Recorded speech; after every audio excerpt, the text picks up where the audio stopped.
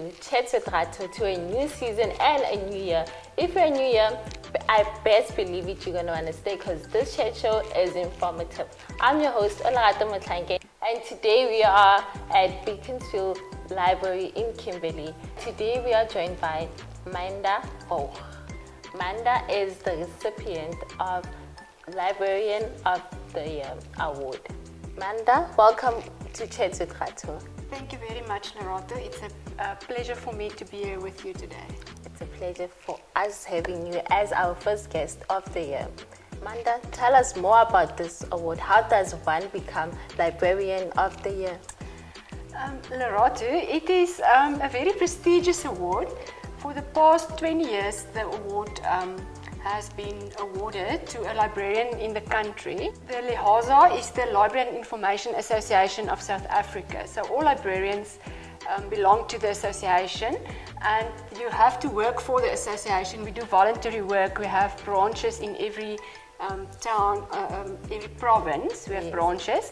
Okay. If you work for LIHASA, you do meetings and you attend training and functions, and then also they look at what you do as a librarian, what your work as a librarian is. So you have to be a member of LIHASA for at least 5 consecutive years. You must be a paid-up member, and then they look at what you do in your job, what you do for the town, for the people, for the community. Yes. They look at all the things you've done, and then you are nominated. So one of your colleagues can nominate you for the Librarian of the Year, and then there's a panel. They choose the semi-finalists, and then each year we have a library conference, and at the conference then there's a panel, and then have interviews, and they interview you and they ask you questions about your work and what you did for LIHASA and for the libraries, and then the panel decides on who's the winner, and then there's a cash prize. Yes. So the prize is 40,000 rand. So, but you can't use it for yourself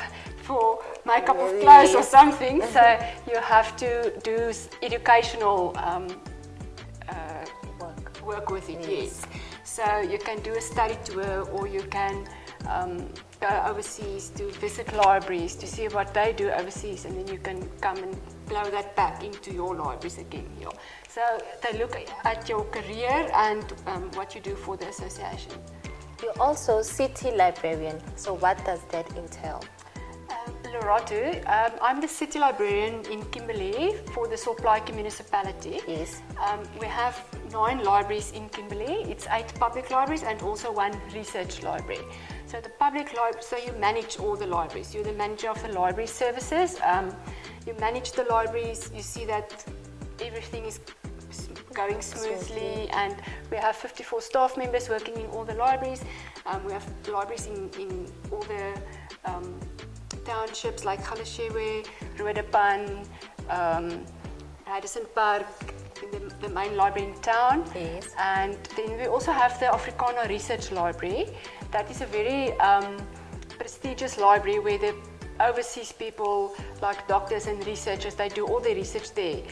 They have lots of information about Kimberley and the history of Kimberley. And if you want to do family research about your family, lots of people that have family that stayed in Kimberley, like years ago, 1800s, 1900s, they do research at the Afrikaner Library, and they get lots of researchers from overseas that come and do research there.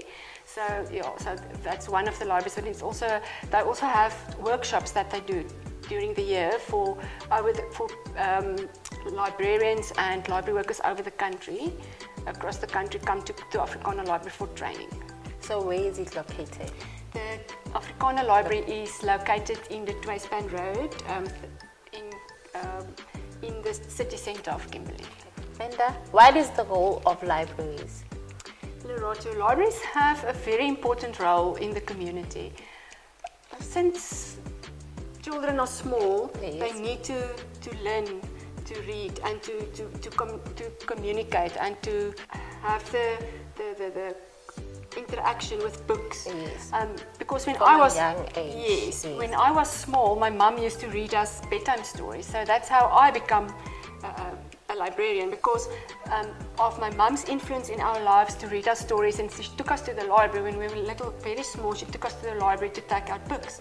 So that is how I became fond of reading. So libraries aren't only there for books. Lots of people go to the library to take out books to read for relaxation, but also the school children come to the library for research for school projects. And then we also have the new technology that is for IR and all this technology stuff that the country, the world is going into. So we also have public internet access at the library, so that people can access the computers, they can do printing, we have photocopy services, and then we also do outreach programs at the public library. So we go out to the community, to the schools, we do puppet shows, storytelling, and then in the holidays we also have holiday programs. So the kids come to the library for a week, and we do art and games and just fun stuff. Yeah. I remember those programs. The games were so fun. I loved them, and I would take my friends with because they were so lazy. So I'll take them with to the library, and we enjoyed it.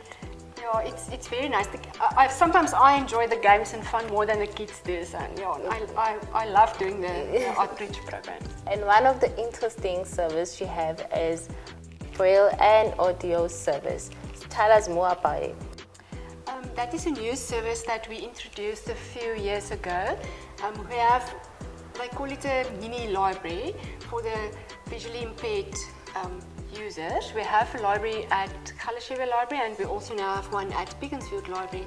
So we have a computer for visually impaired people. They can use the computer, so it has that software that you use your earphones, and then the computer talks to you. Yes. And we also have the audio books. So the people register at the mini library, then you get a daisy reader. Yes. We call it a daisy reader. So you can take the daisy reader home, and then you can come take out the audio books. And if you're finished with it, you can bring it back. It's like the other people take out normal books to read, and you take out the audio book. So you put it in the daisy reader, then the book is basically read for you. Thank you, Amanda, for including the blind and visually impaired and reading books. Thank you very much for including them. It's a pleasure, and we hope we can in the future expand the service to more of our libraries. Yes. Thanks, Amanda, for joining us, for praising us for her presence today. Thank you, Amanda. Thank you very much. It was a pleasure for me. That's it from Chats with Rato. Like I said, this chat show is informative, so do make sure to like, comment, and share. And we got this. You got this. We all got this. Bye.